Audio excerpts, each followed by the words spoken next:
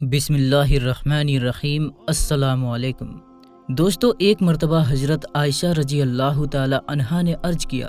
یا رسول اللہ صلی اللہ تعالی علیہ وسلم، عورتوں کو تو بہت سا ثواب مل گیا، اب مردوں کے بارے میں بھی آپ کچھ ارشاد فرمائیے۔ یہ سن کر آپ صلی اللہ تعالی علیہ وسلم مسکرا دیے اور پھر آپ نے فرمایا کہ جب کوئی مرد پیار سے اپنی عورت کا ہاتھ پکڑتا ہے تو اس کے لیے ایک نیکی لکھی جاتی ہے، اور جب کوئی مرد پیار سے اپنی عورت کے گلے میں ہاتھ ڈالتا ہے تو اس کے حق میں 10 نیکیاں لکھی جاتی ہے، اور جب وہ اپنی عورت کے ساتھ میں جمع کرتا ہے یعنی کہ ہم بستری کرتا ہے تو دنیا و مافیا سے افضل ہو جاتا ہے، اور پھر جب وہ غسل کرتا ہے تو اس کے بدن کے جس بال پر سے پانی گزرتا ہے تو اس کے لیے ہر ایک بال کے بدلے میں ایک نیکی لکھی جاتی ہے، اور اس کا ایک گناہ معاف ہو جاتا ہے، اور اس کا ایک درجہ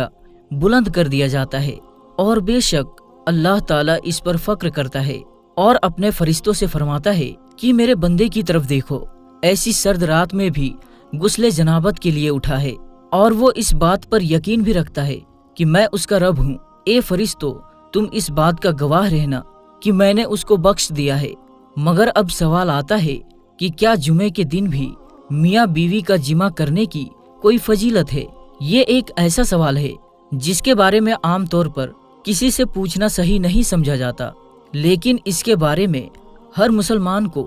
معلوم ہونا بہت ضروری ہے۔ اب اس سوال کا جواب کیا ہے، اس کے بارے میں علماء اکرام کا کیا کہنا ہے، اور اس حوالے سے حدیث پاک میں کیا بیان آیا ہے، آج کی اس ویڈیو میں ہم آپ کو ان ساری باتوں کی جانکاری دینے والے ہیں۔ اس لیے آج کی یہ ویڈیو آپ سبھی کے لیے بہت ہی زیادہ خاص ہے۔ اگر آپ شادی شدہ ہیں تو آپ اس ویڈیو کو آخر تک ضرور دیکھیں، اور مہربانی کر کے اسے شیئر بھی کر دیں تاکہ اور بھی لوگوں کے پاس یہ ویڈیو پہنچ جائے۔ تو چلیے دوستو شروع کرتے ہیں۔ دوستو، ایک مرتبہ ایک عورت اللہ کے پیارے نبی کی بارگاہ میں حاضر ہوئی، اور آ کر اس عورت نے ایک ایسا سوال کر دیا کہ جس کو سن کر وہاں پر موجود سبھی لوگوں نے فوراً ہی اپنا چہرہ گھما لیا، کیونکہ ان سب کو حیا آ گئی، ان سب لوگوں کو شرم آ گئی۔ دراصل وہ سوال یہ تھا کہ اس عورت نے آ کر اللہ کے پیارے نبی سے پوچھا، یا رسول اللہ صلی اللہ تعالی علیہ وسلم،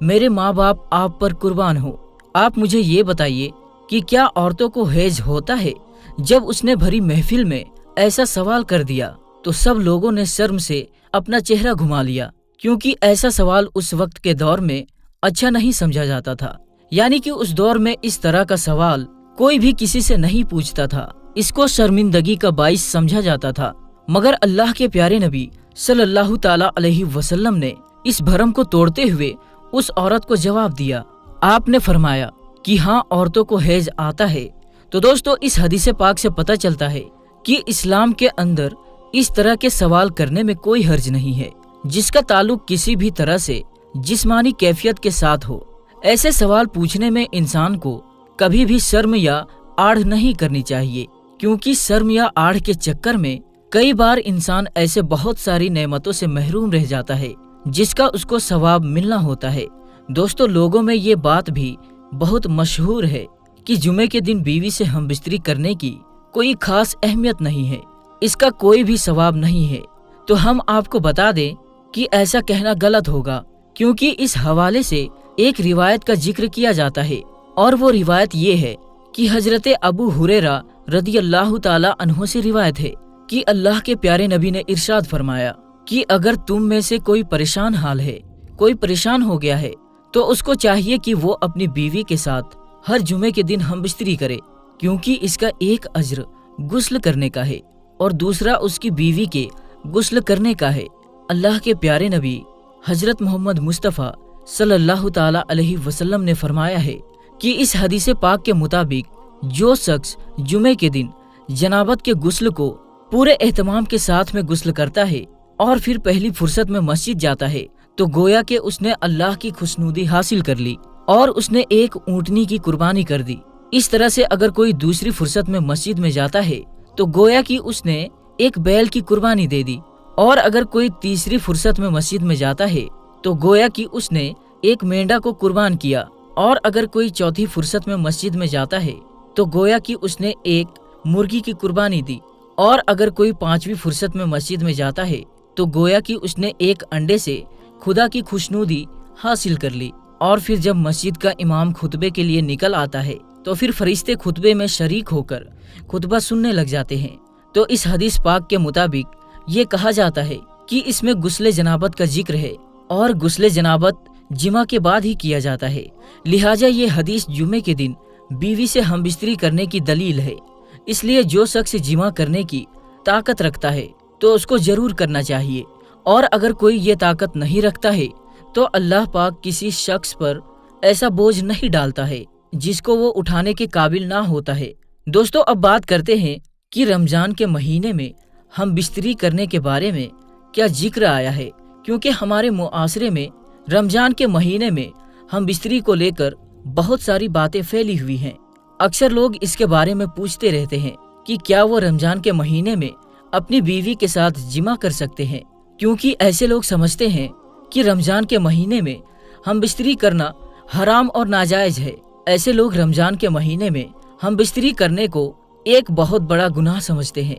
लेकिन हम आपको हदीस पाक की रोशनी में बता देते हैं कि रमजान के महीने में बीवी के साथ हम बिस्तरी करना हराम या नाजायज नहीं है। रमजान के महीने में आप अपनी बीवी के साथ हम बिस्तरी कर सकते हैं, सिर्फ रोजे की हालत में ऐसा करना मना है। यानी कि रमजान के महीने में सिर्फ रोजे की हालत में बीवी के साथ जिमा करना हराम है। इस बारे में अल्लाह के प्यारे नबी हजरत मोहम्मद मुस्तफ़ा सल्लल्लाहु ताला अलैहि वसल्लम ने इरशाद फरमाया कि रोजे की हालत में अपनी बीवी से दूर रहो, यानी कि रोजे की हालत में जिमा ना करो, इससे रोजा भी टूट जाएगा और ऐसा करने वाले को अल्लाह की तरफ से सख्त अजाब भी होगा। याद रखें, रमजान के महीने में जिस तरह से रोजे की हालत में खाने पीने से मना किया गया है, ठीक उसी तरह बीवी के साथ हम बिस्तरी करने के लिए भी मना किया गया है। मगर ये काम आप रात के वक्त में कर सकते हैं, यानी कि जिस तरह आप रात के वक्त में खा पी सकते हैं, उसी तरह से रात के वक्त में आप अपनी बीवी के साथ हम बिस्तरी भी कर सकते हैं। आप ऐसा दिन के वक्त भी कर सकते हैं। अगर मियाँ बीवी दोनों ने किसी खास वजह से रोजा नहीं रखा है तो, लेकिन अगर किसी एक ने भी रोजा रखा है तो फिर मियाँ बीवी ऐसा कभी नहीं कर सकते। मतलब कि रोजे की हालत में हम बिस्तरी करना सख्त गुनाह और हराम का काम है। दोस्तों, अब आपको बताते हैं कि जो औरतें अपने शौहर को हम बिस्तरी के लिए मना करती हैं, उनके लिए अल्लाह के प्यारे नबी ने क्या फरमाया है। अपने शौहर को हम बिस्तरी के लिए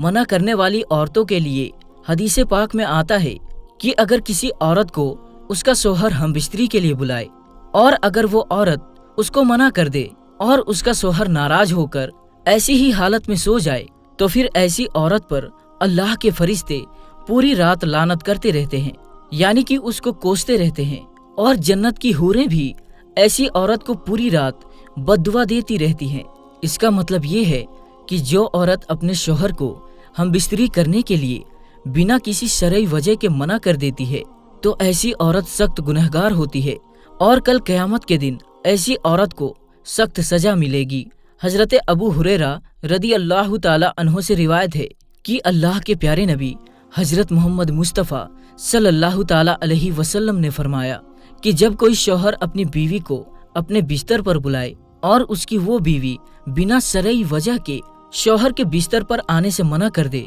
जिसकी वजह से उसका शौहर नाराज होकर ऐसे ही सो जाए और ऐसे ही नाराजगी में वो पूरी रात ऐसे ही गुजार दे, तो ऐसी औरत पर अल्लाह के फरिश्ते पूरी रात लानत करते रहते हैं। तो दोस्तों, इस हदीस शरीफ से हमें इस बात की तरफ इशारा मिलता है कि जिसको खुले अल्फाजों में बता पाना सही नहीं होगा, क्योंकि एक अक्लमंद के लिए तो एक इशारा ही काफी होता है। इसलिए औरतें इस बात के बारे में अच्छी तरह से समझ गई होंगी और बगैर किसी खास वजह के वो अपने शौहर को कभी भी नाराज नहीं करेंगी। और जो औरत अपने शौहर का कहना नहीं मानती हैं, वो इस हदीस शरीफ को सुनकर नसीहत भी हासिल करेंगी। उम्मीद करते हैं कि आज की हमारी ये वीडियो आपको अच्छी लगी होगी। पसंद आई हो तो इसे दिल से एक लाइक जरूर कर दें और मेहरबानी करके इसे शेयर भी कर दें, ताकि और भी लोगों के पास ये वीडियो पहुंच जाए। मिलेंगे इंशाअल्लाह अगली वीडियो में, तब तक के लिए अस्सलाम वालेकुम, अल्लाह हाफिज।